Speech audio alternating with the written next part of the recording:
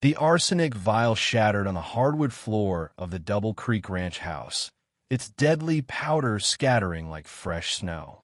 In the doorway stood Jacob Harlan, his blue eyes blazing with a storm of fury and betrayal that would scar him for life. "Tell me it's not true, Ellie." His voice broke like a thunderclap. "Tell me you didn't." But the truth lingered between them, thicker than the Wyoming fog rolling in from the mountains. 6 months of stolen moments, heated embraces, and vows whispered in the dark hall erected on the tomb of a poisoned husband. Eleanor Hayes's raven hair tumbled over her shoulders as she dropped to her knees, her cotton nightdress hugging the figure that had ignited his deepest desires. "Jacob, please hear me out." The wind wailed through the Bighorn Basin, unearthing ghosts that belonged in the shadows of Chicago's bustling streets.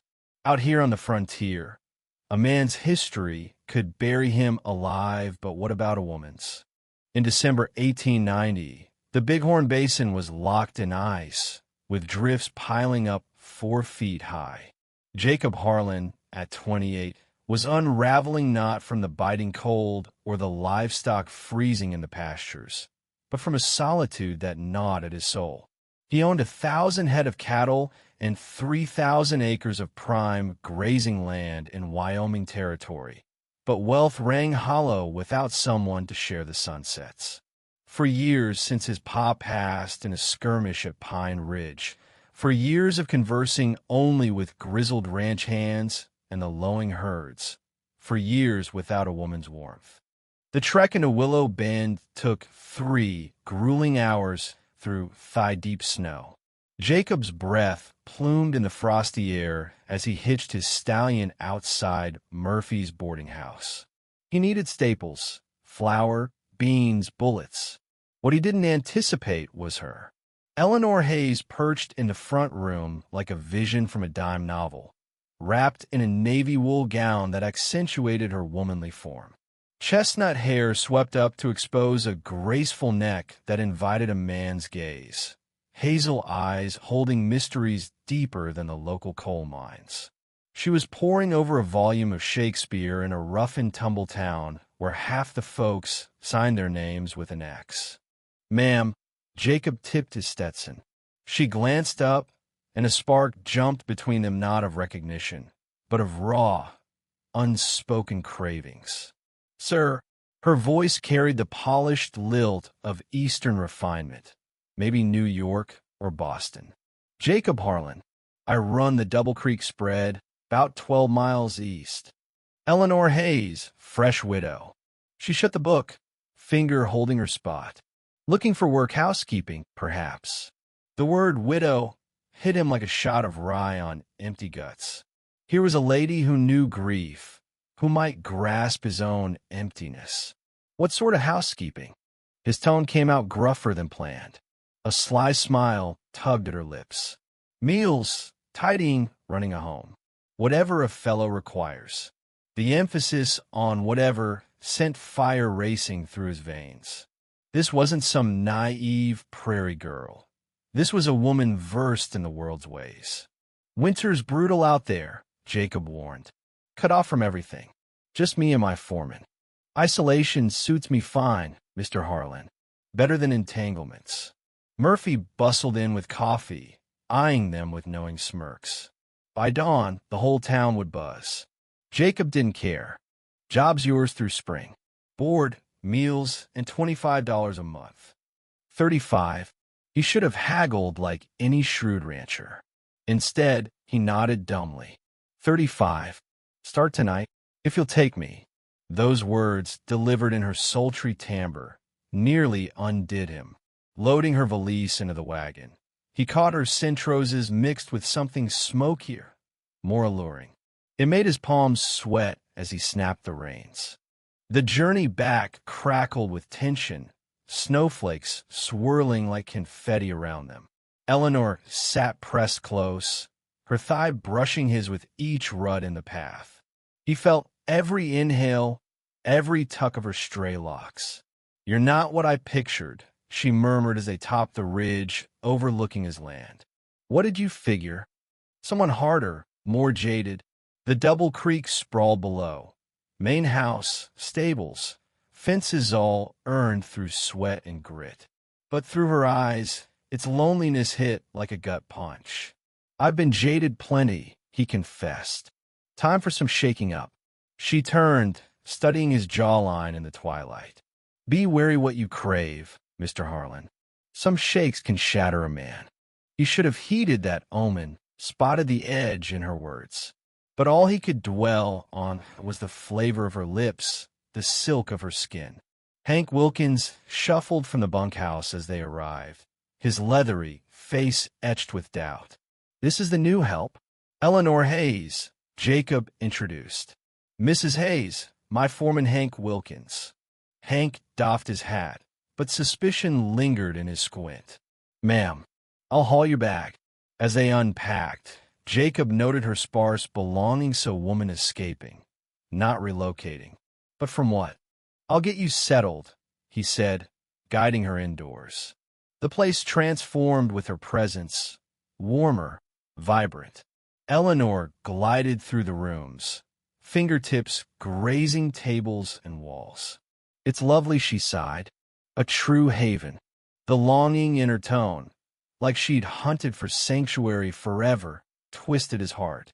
At the staircase base, she gazed down at him, and he sensed the pull of fate and peril. What had he welcomed under his roof? Eleanor Hayes turned out to be a dream, and a nightmare rolled into one. She elevated the Double Creek from a bachelor's den to a proper homestead. Suppers became feasts.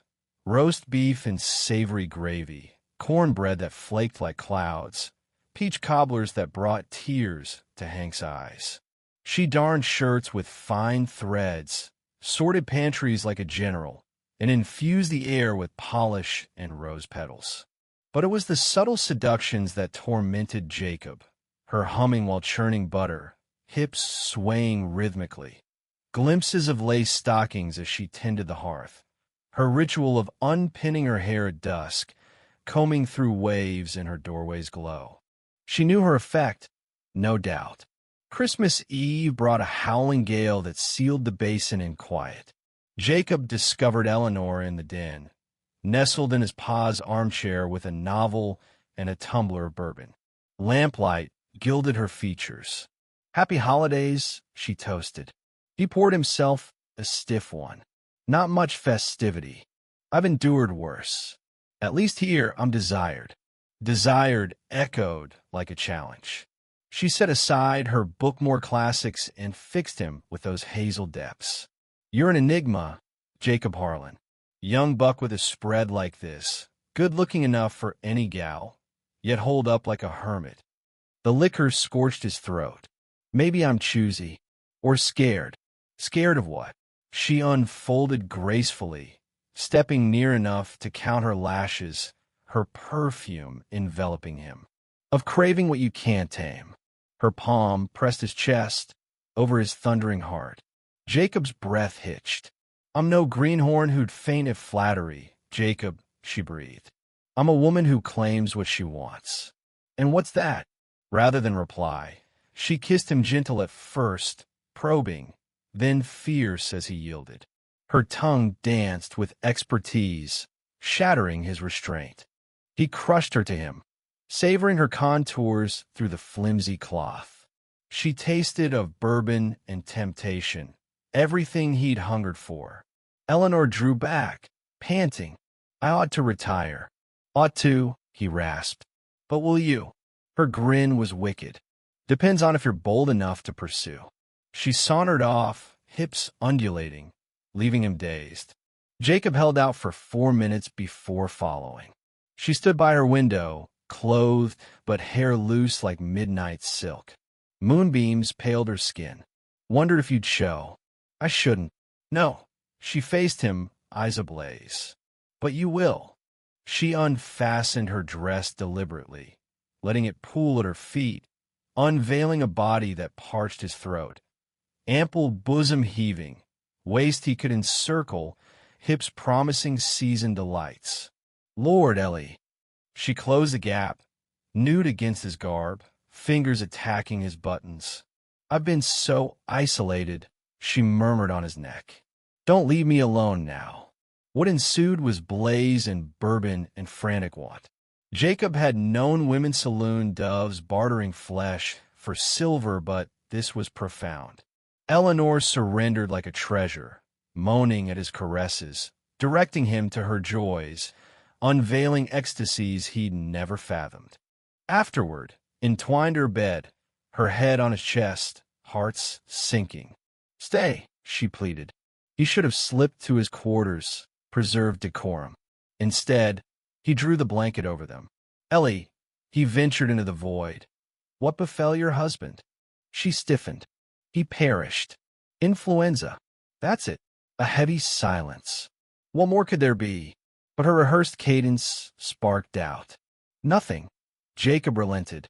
She eased, drifting off, but he stared ceilingward, quelling the whisper. Secrets abound. Hers most of all. Winter clamped down on the bighorn, and Jacob plunged further into Eleanor's enchantment.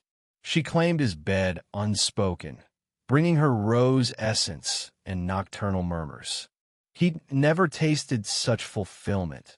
Days of toil, nights of fire. She matched his ardor, proving a woman's fire could rival any man's. "Wed me," he declared one March dawn, watching her pin her hair at his vanity. Her fingers froze. "Jacob, I do." He stood, enfolding her from behind. "Come thaw. We'll fetch the judge from Powell. Make it official." In the glass, her hazel eyes met his, vulnerability flashing before vanishing. "You don't know me fully for vows." "I know plenty." His mouth grazed her earlobe. "You taste like nectar at sunrise. You call my name when I stroke you right. You're the finest thing this ranch ever saw. And if my history alters your heart," he spun her. "Ellie, past be damned. Only our tomorrow counts." She smiled faintly. My naive, faithful Jacob. That noon, as Eleanor pegged wash and sang a melody from her veiled yesteryears, Hank yanked Jacob aside. "Boss, words needed." They headed to the shed, Hank's expression stormy as a blizzard. "About your lady." "Watch it, Hank." "No, you watch." The town ran yesterday for feed. Chatted with Murphy. She's been prying on poison signs zassed the doc about arsenic straight up. Jacob's got iced, maybe fretting over vermin bait. Hank scowled. Murphy wired her kin in Chicago, a cop. Inquired about a Thomas Hayes, who keeled over last October. The chill seeped to his core. What did she unearth? Fella died abruptly. Wealthy trader, wed 15 years to a younger bride. No kids. Signs pointed to arsenic, but the missus hightailed west for probes. Jacob gaped, thoughts whirling. "Murder. Guarding you, son." She pops up, pretty as poison, snares you fast, clouds your judgment with. Well, enough. But fragments aligned.